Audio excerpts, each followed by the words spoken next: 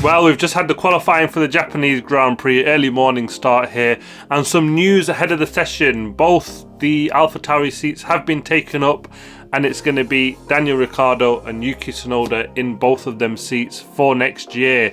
Liam Lawson misses out. He gave it a really good battle and some food for thought for the Red Bull team, but it wasn't to be.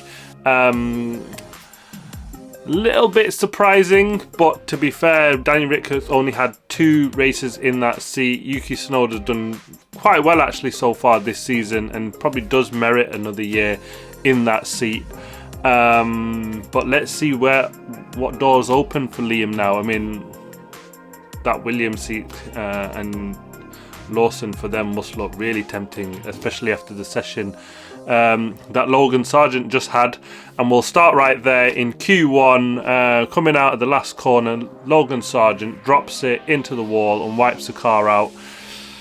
Quite a bit of damage to that car as well, to be honest. It was a bit like Gasly's in practice, where he didn't go in too fast, but the damage is significant on that car. And Williams team boss saying that actually this is going to have quite a bit of a knock-on effect, because the resources that they wanted to put into other things and new parts for next year means that they're going to have to build new parts so they can get to the end of the season.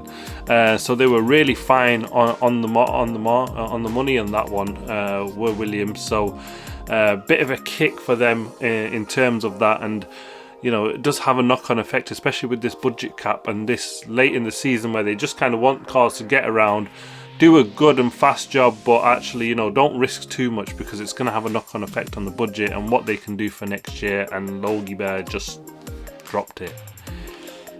You know, Liam Lawson looks like a man that they might be knocking on his door now that he's not got the AlphaTauri seat after that one, and Sargent is just putting pressure on himself, isn't he? He'll start the race last tomorrow, and then comes Zhou Guanzu, the Alfa Romeo, just slow again. Nico Hülkenberg in 18th place. He's been beaten by his teammate again, so another poor qualifying session for Hülkenberg, who's normally qualified well. Magnussen picking himself back up, isn't he, in more recent races. Then comes Lance Stroll returning to the grid after missing his race last time out, and he'll be really disappointed with that, going out P17. But yeah, that's where his season's kind of been all so far this season, and it really quite poor. And then Valtteri Bottas is going to line up the grid in 16th place. Liam Lawson actually in that Q1 session was P4, beating his teammate, put in a mega lap. And he knows this circuit, doesn't he? He's raced in Japan before, so you know, not a new track for him altogether, but he actually made the most of that in that session. It was Max Verstappen leading out front, and he actually has been mega from minute one here, hasn't he? He's been absolutely on it to prove a point. And boy, did he do that, we'll find out. But Q2, it's Magnussen that's going to line up 15th. A decent qualifying position for him, especially in that Haas car. Then comes Ocon. Surprising actually, because the Alpines have not gone as well as I thought they would have here. But yeah, P14 for him, P13 for Alex Albon.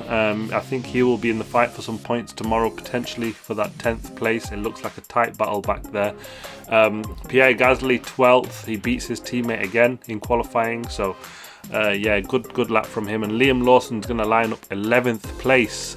Just missed out on the top 10. It was very close with him and Alonso, wasn't it, in the end?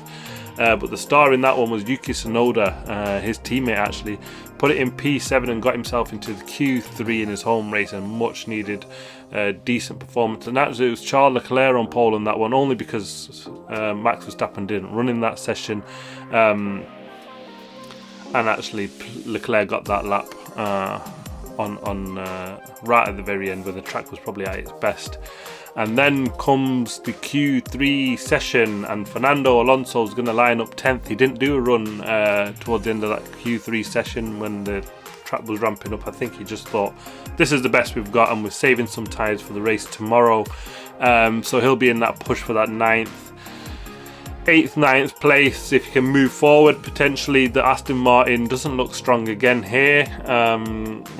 So, you know, they've got to I think they're all gearing up towards 2024 and not really looking at many upgrades, but teams are bringing upgrades that can work for 24 onto this year's car because there's not an awful lot of changing in the rules. So yeah, that's where they are at the moment. But they're in a battle, aren't they, with the McLarens, and McLarens look like they might pip them to that constructors position ahead of them, but let's see how they go on. But then Yuki Tsunoda is going to line up in 9th place.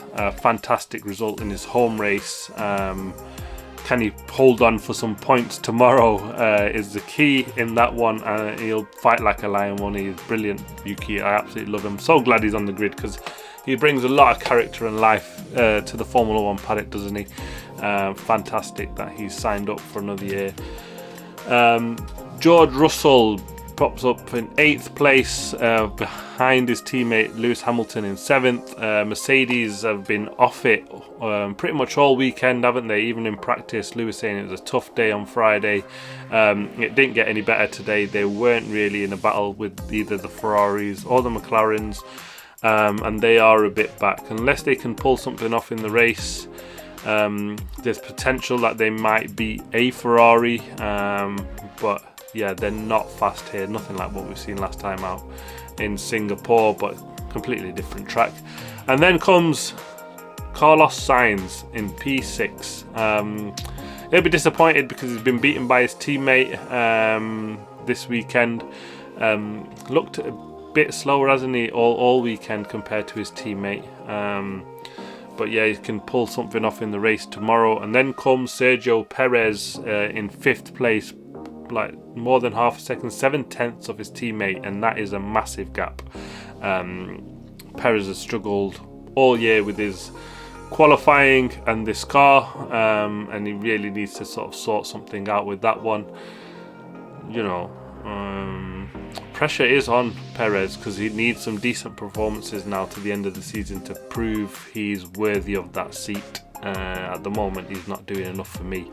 And then comes Charles Leclerc in 4th place, and I think he pulled off a brilliant lap because that actually he beats a Red Bull, beats the both Mercedes and beats his teammate Charles. So back in a bit of form, isn't he? He's been off it for the last couple of races, being beaten by Carlos Sainz has been absolutely mega. And then Lando Norris in 3rd place for McLaren. Oscar Piastri beats his teammate and starts the front row of the grid, 2nd place. Absolutely brilliant from the McLaren team. The upgrades are working. Everything that they've bought to track has worked. And that's without their wind tunnel. They're still renting the wind tunnel from the other team, aren't they, at the moment? So, you know, the correlation is working well. When that comes in-house, could they lose a little bit of that? Because it does take time. You know, when we see Mercedes make that mistake when they first started, they actually had no correlation from their wind tunnel setup. They've eventually got it right.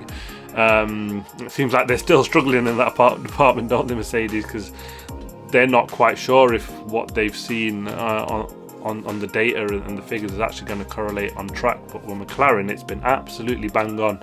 Every upgrade has worked. It's made the car faster, and the drivers are happy. And yeah, Piastri, fresh off a new contract, beats his teammate.